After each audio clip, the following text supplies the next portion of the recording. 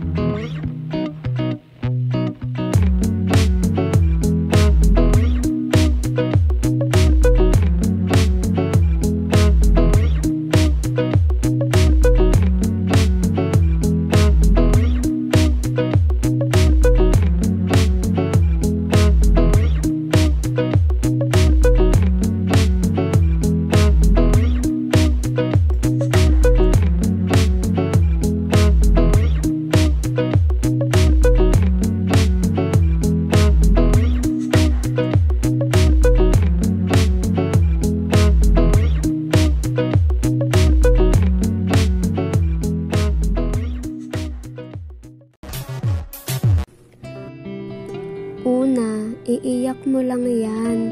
Tanggapin mo ang sitwasyon. Ganun naman talaga, diba?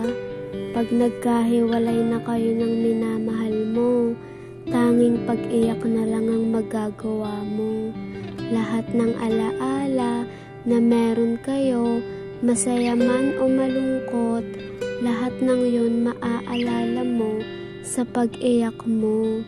Lahat ng sakit ilalabas mo hanggang sa gumaan ang pakiramdam mo, hanggang sa matanggap mo ang sitwasyong nangyari sa inyong dalawa, na matatanggap mo na hindi kayo para sa isa't isa, na ang relasyon nyo ay isang kwento na lang na babaunin mo. Pangalawa, have faith kay God. May plano siya sa lahat ng nangyayari sa buhay natin. Sabi nga nila, lahat ng nangyayari sa atin ay may plano ang Diyos. Hindi para saktan tayo, kundi para ilayo sa mga taong hindi para sa atin, na ilayo tayo sa taong sakit lang ang ibibigay sa atin, na ginawa lang niyang instrumento sa atin para may matutunan tayo, at daan din para mas lumapit tayo sa Kanya, mas kumapit sa Kanya at maniwala sa mga maganda niyang plano para sa atin, na kung saan walang sakit at kasiyahan lang ang mararamdaman natin. Ikatlo, libangin mo ang sarili mo. Pumunta ka sa mga kabarkada mo minsan mong ipinagpalit sa ex mo. Yung happiness natin, hindi lang sa taong nakarelasyon natin, kundi sa mga taong totoong kaibigan na nauna mong nakilala.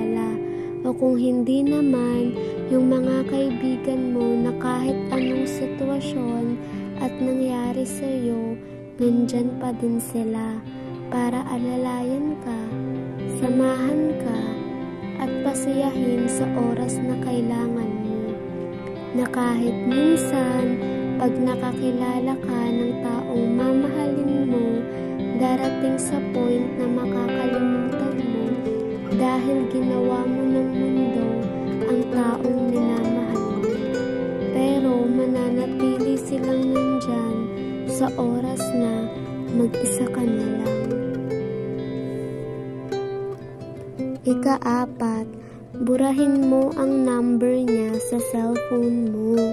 Alisin mo siya sa alaala mo. Alam naman natin na sa taong minahal natin, maliit o malaking bagay ay kabisado na natin, lalong-lalo na ang number niya sa cellphone, na kahit naman burahin mo, kabisado mo pa din. Kaya ang tanging magagawa mo, hindi lang sa cellphone mo burahin, pati na rin sa alaala mo. Pilitin mong huwag nang maalala hanggang sa tuluyan mo nang makalimutan. 5. Iwasan ang pagtingin sa profile niya sa Facebook, Twitter o kahit saan. Umawat ka na sa kakahabol sa kanya. Ganun kasi pag naghihiwalay kayo, no? Pag nahihiwalay tayo sa taong mahal natin, curious pa rin tayo kung ano na ba yung nangyayari sa kanila, kung ano na ba yung buhay na meron sila. Kaya hindi natin maiiwasan silipin ang kanilang mga social media. Pero dapat hindi na natin ginagawa yun. Minsan kasi sa paghahalungkat natin, sa pagtingin natin, mas ikakasakit pa natin pagka nakita natin siyang masaya na sa iba o masaya na sa mundong ginagalawan niya ngayon na hindi ka nakasama. Tigilan mo na ang kakahabol sa kanya. Panahon na para i-let go siya. Pati na rin ang alaala niyong dalawa. 6. Huwag kang makikinig sa heartbreaking songs o yung kantang makakapagpaalala sa iyong ex. Ganun tayo, diba? Pag nasasaktan tayo, maghahanap tayo ng kanta na kung saan makaka-relate tayo. Yung kanta na mapanakit, yung tipong aagos yung luha natin sa bawat pagkinig sa mga lyrics ng kanta. O kaya naman, ipapatugtog mo yung team song ng dalawa. Diba? Mas sinasaktan mo lang yung sarili mo. Kaya tama na, iwasan mo na. 7. Mahalin ang sarili. Sa sobrang pagmamahal mo kasi sa kanya, nakalimutan mo na tuloy ang sarili mo.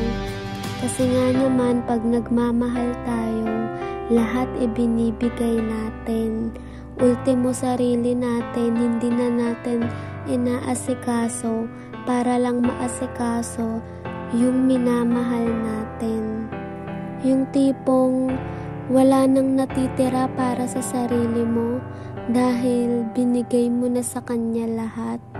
Yung sa sobrang pagmamahal mo, pati sarili mo, napabayaan mo na. 8. Layuan mo muna ang mga taong malapit sa kanya o yung mga dahilan upang magkita kayong muli. Iwasan mo muna hanggang sa masabi mo nang naka-move on ka na talaga.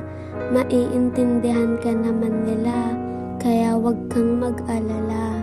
Minsan kasi sa relasyon, lahat ng mga taong nakapaligid sa atin, lahat alam ang nangyayari, lahat nakaka-close mo, lahat nakakausap mo.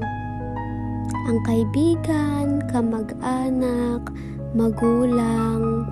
Pero pag dumating sa point na wala na kayo, mas masakit pag makikita mo yung mga taong sumuporta sa pagmamahalan yung dalawa. Kaya dapat lumayo ka muna para sa ikakapanatag ng loob mo. Lumayo ka muna para maghilom ang nararamdaman mong sakit. Lumayo ka muna sa mga taong makapagpapaalala sa kanya. 9. Learn new things. I-focus mo yung self mo sa ibang bagay na makakatulong sa iyong pag-move on. Minsan kasi sa sobrang pagmamahal natin, hindi na natin nakikita o nahanap ang mga bagay na pwede pa natin gawin sa buhay natin. kung ano pa yung pwede natin marating dahil nga ginawa na nating mundo ang minamahal natin. Kaya ngayon, nawala na kayo, na nagmo-move on ka na, panahon na para harapin mo naman yung mga pangarap mo. At harapin ang mga panibagong mga bagay na darating sa buhay mo. Yung mga bagay na masaya lang, yung hindi mo siya maaalala. At ikasampo, dapat fix na ang mind mong kalimutan na talaga siya. Maging desidido kung magmamakaawa man siya upang maibalik ang dating kayo. Hayaan mo, minsan ka na niyang sinaktan at pwede itong maulit pa. Minsan kasi sa isang relasyon, pag naghihiwalay, meron talagang makaka-realize na mahal pa niya ang isa. Pero ikaw, hahayaan mo ba ang sarili mo na saktan ka na lang niya ng paulit-ulit? Maawa ka naman sa sarili mo. Isipin mo lahat ang ginagawa niyang masama sa'yo. Isipin mo lahat ang pananakit na ginagawa niya sa'yo. Kaya huwag ka nang maging marupok pa. Iwasan mo na siya at kalimutan na talaga siya. Maging desidido ka na magmakaawa man siya sa'yo, kulitin ka man niya, dapat wala na talaga. Panahon na para ipakita mo sa kanya na hindi mo deserve ang masaktan, na deserve mo maging masaya, na hindi siya ang lalaking para sa'yo.